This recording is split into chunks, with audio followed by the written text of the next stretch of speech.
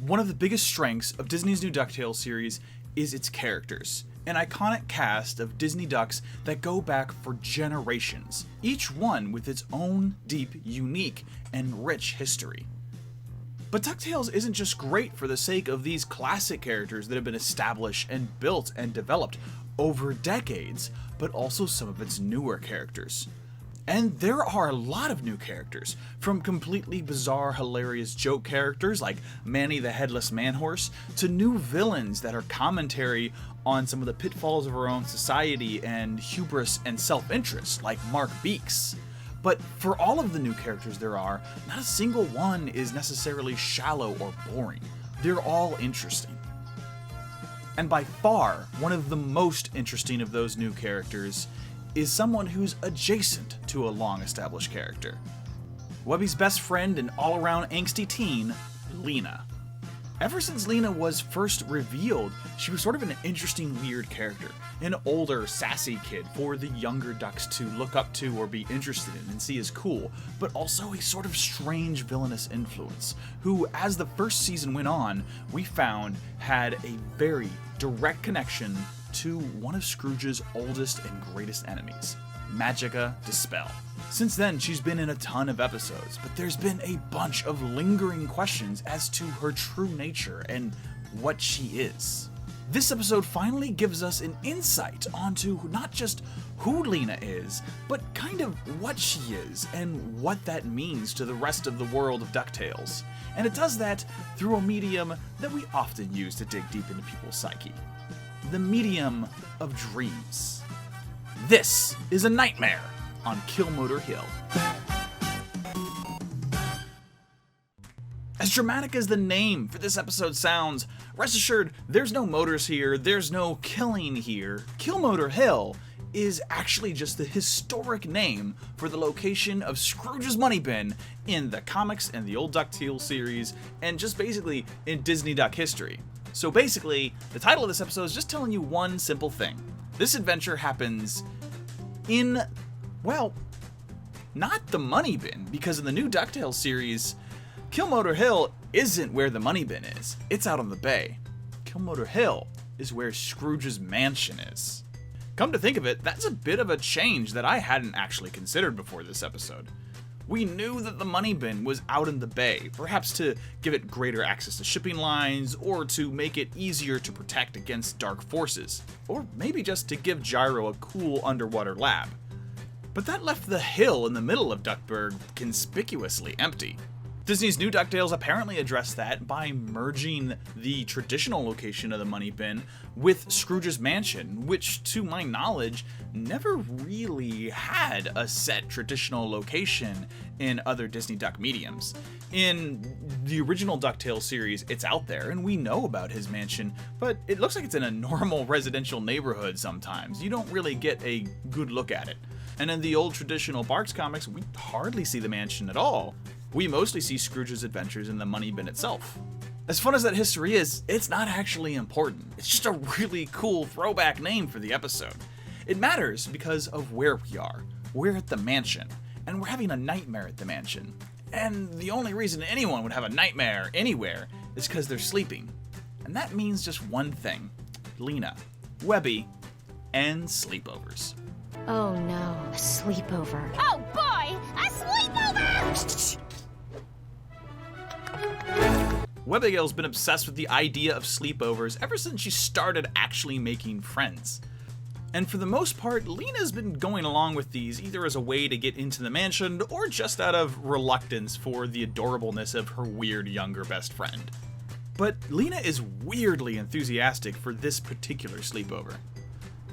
Oh, happy friend-iversary. If I didn't have you, it'd be worse for me. I'm made of shadows, you're made of flesh. Whoever thought that we would mesh? That's a weirdly joyful and happy Lena. That's kind of out of character. Something strange is going on.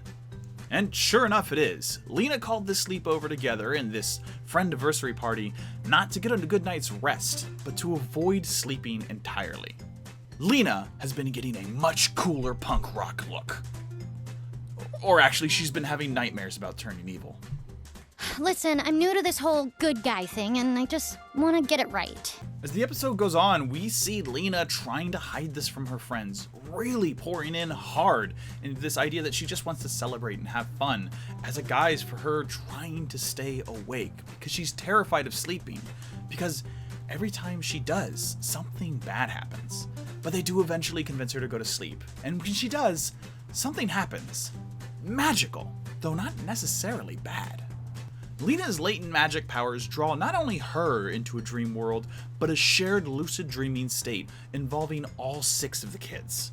They find themselves on a desert island with weird, strange, bizarre, nonsensical things happening. Some of them realizations of these characters' deepest desires and dreams, and other things just strange. And it slowly dawns on them that this is not an island they're trapped on, it's just a dream. We're in a lucid shared dream state manifested by your magic. Like her thing made any more sense? Observe. And this is the basic framework for the episode, and it's great because not only does it allow the characters to have instant superpowers and fly around, but it's a dream world. And as we've seen in DuckTales before, dreams are a great opportunity to dive into a character's psyche. And although nothing in this episode gets quite as weird as Flintheart Glumgold's dream from the Ballad of Duke Baloney, it does have plenty of moments that give us a chance to look inside the mind of each character and see how they see themselves. Although some of these are more serious than others. This is Dewey High! The comedic highlight of the episode has got to be Dewey's inner psyche, in which he dreams up a high school in which he is the star, and in which he has all of his ideas of what high school would be like, which is mostly a riff on things like High School Musical and Saved by the Bell, all the typical teen dramas, with a Dewey twist, of course. This is my favorite dream! For the most part, this is just a super fun, quick look at how silly and egotistical and self-involved Dewey can be. But that doesn't mean there aren't some secret looks into Dewey's own self-doubt and own personal issues. What's that? I think it's supposed to be my romantic interest, but I'm too threatened by that concept, so it never takes shape. As fun as it is to look at Dewey High and Dewey's inner psyche and self-obsession, this episode is really about Lena and what's going on in her mind and her identity. And throughout the episode, in all the different dream worlds she goes in, she's being stalked by some other presence, some idea. Not just her own inner turmoil and her fear of turning evil, but a presence that seems to be directly stalking her. How about one guess at who that is? That's right, it's Magica Dispel herself.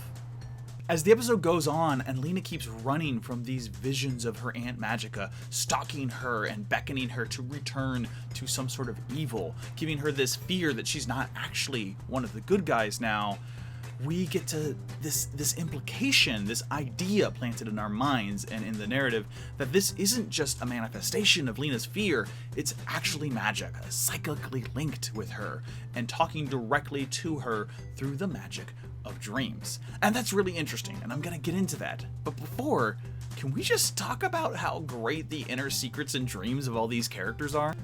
These dreams go from the gloriously simple to Webby idolizing Scrooge and wanting to go on big adventures and be a giant hero, to Louie's incredible ambition to be even lazier than he already is. Meow. Everyone pat my head. I love that although most of these are played simply as jokes, just like Dewey's high school was, they all also tie really well into the core of each character. Louis wants to live in luxury and be casual about it. He doesn't really want to work hard. That's a big part of sort of who he is. He has pride in who he is, but he's also proud to be lazy. Dewey wants to be the center of attention, the star of the high school, and some wishes here are relatively simple.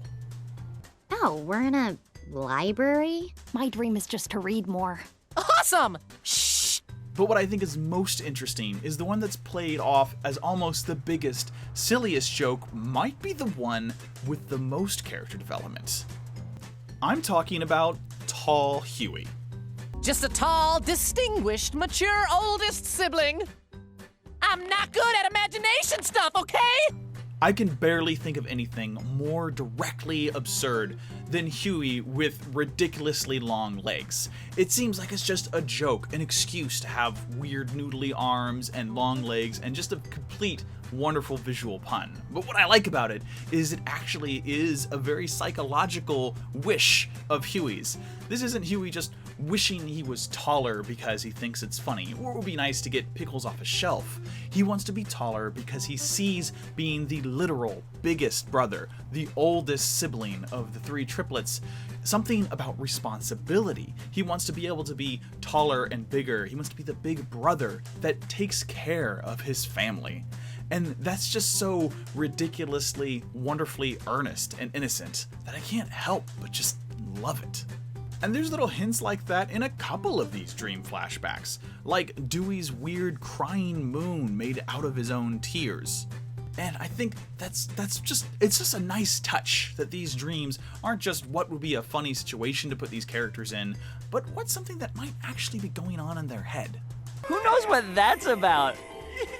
I have some theories. Speaking of Dewey though, it should be no surprise that montages are always going on in his head. And Dewey conjures up a giant dream montage for the cast to run through.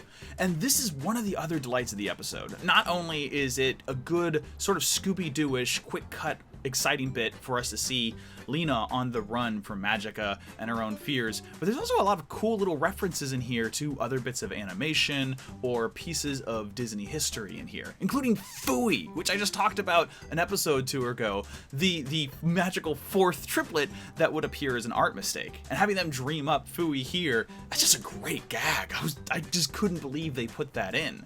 Not to mention other references to other series out there and other pieces of animation. This is a really fun montage. Not only is it fun to watch, but it completely serves a narrative point and leads us down the path that gets us to the real crux of this episode. Lena's dream. Unlike the other kids, Lena's dream doesn't spend much time making jokes about her character and how she's maybe a little bit of a punk goth kid who has an attitude or is really sarcastic. It gets straight to the point, her central nightmare and fear of Magica Dispel and worrying that she might be more like Magica than she's like her new friends. There's no idealized version of Lena here living in the world that she wants things to be like. Unlike the other kids, she's not living the dream of the life she wants, but she's running in fear in a dream of the life she knows she doesn't want to have. And there's a lot that happens in this scene, and what saves her isn't necessarily anything new either. It's a repeat of a theme, a reminder to Lena of what got her out of being a bad guy in the first place. Friendship. The love, the platonic love of your friends caring about you and showing you that you can overcome things. You can overcome even your own inner darknesses. And while that's not necessarily a new theme, it's something we can all easily forget, and it's nice to see it reinforced here. We didn't need a new magic spell to save Lena, but maybe Lena needed to be reminded of the magic that helped her crawl out of her own depths in the first place. And although that's the story of this episode and the main focal point of the plot, and I love it, it's not what actually drew me to this episode in the first place.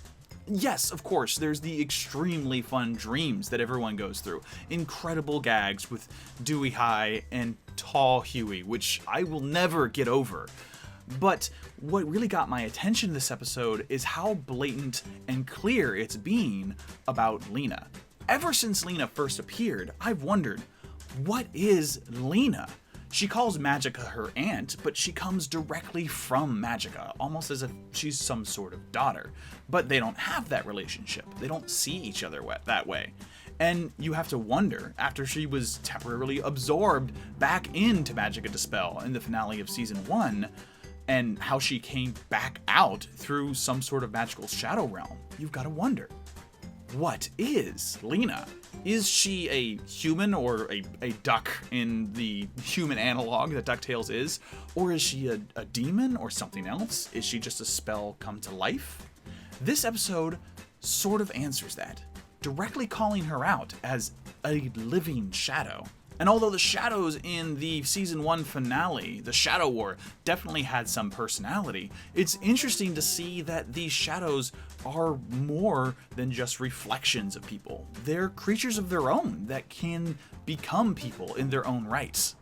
I don't really want to get too deep into that and the lore of the Shadow Realm. I don't feel like the show is really going hard on that exploration and whether or not there's a duality to all of us living in some other dimension as shadows that through magic could come out and all of that. But I do think it's really interesting that the show has put a label on it. She's not exactly a regular person. She is a person, but she is a shadow, some sort of shadow person. And I just think it was nice for the episode to come out and say, hey, Lena is a magical being. And she has these powers, and she has all the emotions of a regular person. And that's okay. Just accept that. Just accept that this is who Lena is. It might not be the completely clear answer I wanted, but I did really enjoy that the episode addressed that directly. All in all, though, I just really like it as a quick, fun dive into these characters with a really exciting look at each individual dream, while at the same time establishing a new final status quo for Lena. We know who she is, we know what she is to some extent, and we know she's here to stay. So, for all the mystery with Lena in season 1, wondering what the deal is, DuckTales has kind of, sort of finally put a lid on it, and I really enjoyed it. That's it for this quick episode review, however. As always, thanks for watching. I'm going to keep on reviewing these episodes as I catch up through the end of Season 2, which I've already seen and was just crazy. And we'll get to that review just as soon as we can.